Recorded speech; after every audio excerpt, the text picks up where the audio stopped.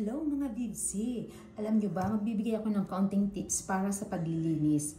So, siguro kayo ay may yung mga lutuan ninyo ng kape o initan ng tubig, yung mga water kettle natin o mga takore, ay kung mapapansin ninyo ay makakapal na yung mga calcium.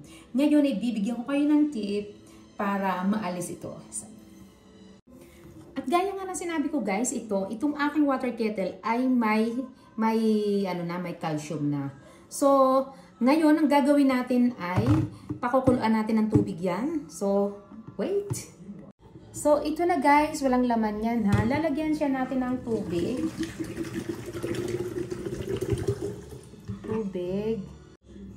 At lalagyan natin siya ng suka.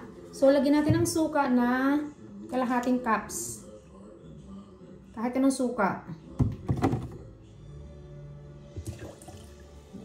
So, depende sa kung gaano karami yung tubig na ilalagay ninyo. Basta maalis yung nasa ilalim na calcium.